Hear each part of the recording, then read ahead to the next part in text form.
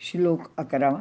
अवजानन्ति मां मूढां मानुषीं तनुमाश्रितं परं भावमजानन्तो मम भूतमहेश्वरम्. अर्थ: मी सर्व भूतांचा महेश्वर आहे.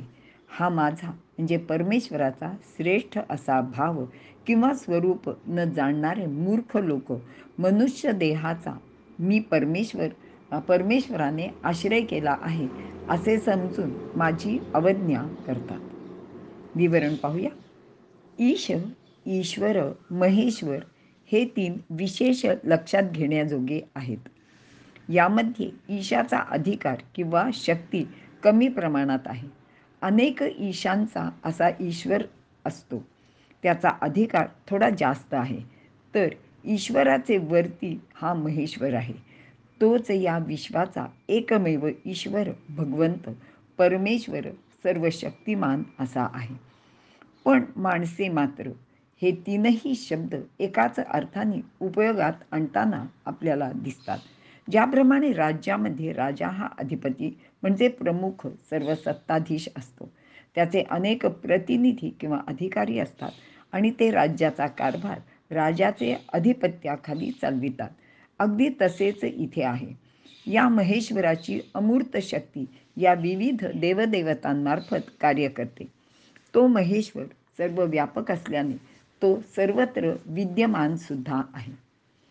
परमेश्वराने श्रीकृष्ण रूपाने मानवी देह धारण केला आहे. त्यामुळे मूर्ख लोक त्याला सामान्य माणूस समजून त्याची अवज्ञा करतात, त्याचा अपमान करतात. आणि ह्याची अगदी महत्त्वाची दोन उदाहरणं म्हणजे शिशुपाल आणि दुर्योधन अशी आहेत. त्यांना हृदयस्थ परमेश्वराची खरी श्रेष्ठ अवस्था कळलीच नाही. महेश्वर नावाची ही शक्ती सर्व भूतांवर स्वामित्व गाजवणारी अशीच आहे. ती श्रीकृष्णाचे अंगी आहे. तो तिच्याशी एकरूप झालेला आहे. त्याचेप्रमाणे इतर कोणीही आपल्या सर्वांमध्ये असलेल्या या शक्तीला क्वचितच ओळखतात आणि जो तिला ओळखतो तो असामान्य होतो. छत्रपती शिवाजी महाराज किंवा वीर सावरकर किंवा असे अनेक मोठे लोक होऊन गेलेले आहेत की त्यांनी ही शक्ती ओळखली. त्यांनी असामान्य कर्तृत्व गाजवले. अनेक आश्चर्यकारक घटना त्यांचे जीवनात घडल्या. याचे कारणही तेच आहे. असा हा परमेश्वर सर्वांच्या मध्ये वास करतो. तो सर्व सत्ताधीश आहे. तो एकच एक आहे, म्हणून तो महेश्वर आहे. लोक त्याला जाणत नसल्याने त्याची अवज्ञा करतात, असे भगवंत इथे अर्जुनाला सांगत आहेत.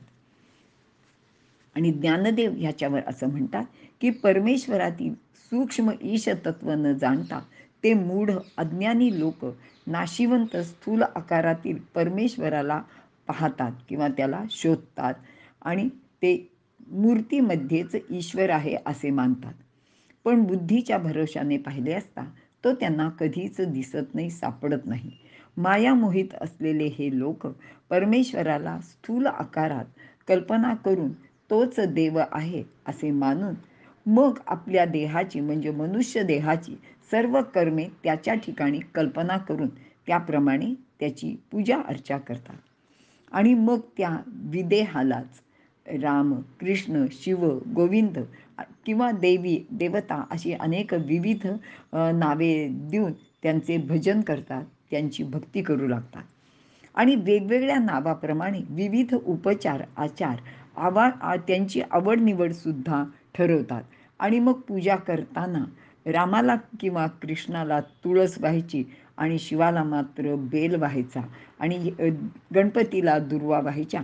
आणि एकमेकाचे हे जे काही उपचार करण्याच्या गोष्टी आहेत त्या एकमेकाला चालत नाहीत आणि तसं केलं तर काहीतरी आपल्यावर आपत्ती येईल असं सुद्धा या मूढ लोकांच्या मनात येत असते. त्याचे ठिकाणी गुण, वर्ण, विशिष्ट आकार असलेली व्यक्तीच त्याला समजतात. खरे तर त्याचे जवळ हे काहीच नसते.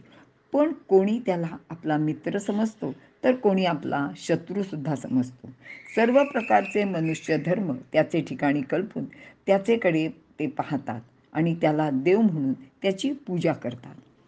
मूर्तीचा आकार मोडला की देव भंगला म्हणून त्याला फेकून सुद्धा देतात.